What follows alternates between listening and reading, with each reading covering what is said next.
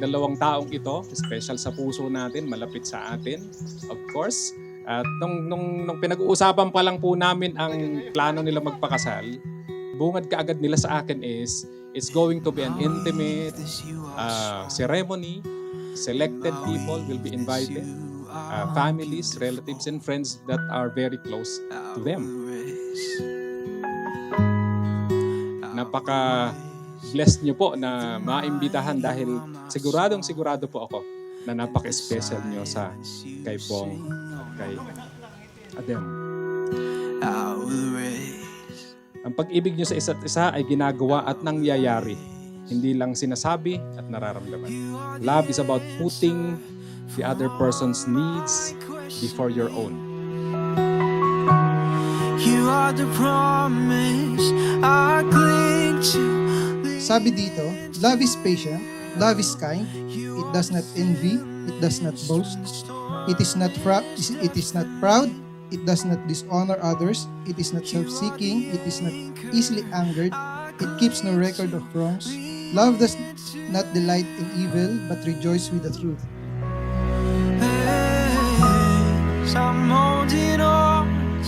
Sa inyong journey bilang mag-asawa, nawa patuloy niyong kilalanin ang isa't isa.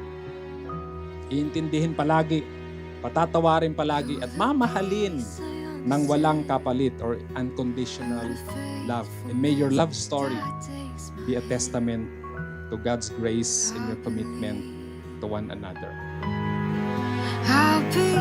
Bong and Dem, kayong dalawa ay nagdesisyong magpakasal sa araw na ito.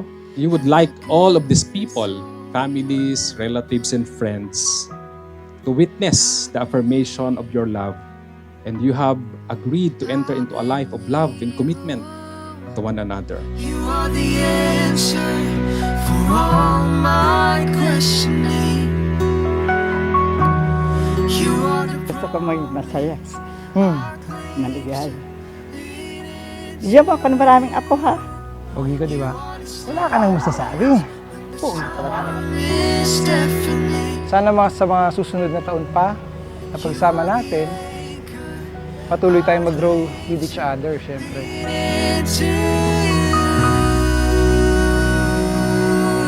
So ikaw, Bong, meron kang needs, at ikaw, Dem, meron ka ding needs. At wala nang ibang taong pwedeng mag-meet ng needs ni Bong, kundi ikaw, Dem. Ganon din ikaw, Dem. Wala nang ibang Bong na pwedeng mag-meet ng needs ni Dem, kundi ikaw. At simula sa araw na ito, wala kayong ibang gagawin sa buong buhay niyo bilang mag-asawa, kundi i-meet yung needs ng bawat isa. Sana, pa-proud ka sa akin.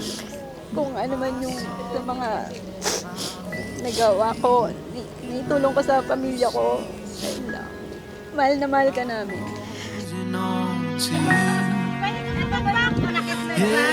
Kaya naman, tulad ng parating mga roles natin sa gaming natin, you as the carrier of our team and hopefully soon as the carrier of our future family, and me as your forever support, I vow to heal you whenever your HP drain from the matinding clash ng buhay. I will give you mana whenever you run out of mana from using all your skills na binibitawan ng mga challenges na harapin natin. You are the answer for all my questioning. Yes, you are. You are the promise I cling to, lean into you. You are the stillness when the storm is deafening. Yeah, you are the anchor I cling to, lean into you. Yeah, 'cause I'm holding on to you. Yes, I am. Yes, I am. I'm holding on to you. You are my strength. You are my joy. You are my song. Oh, I'm holding on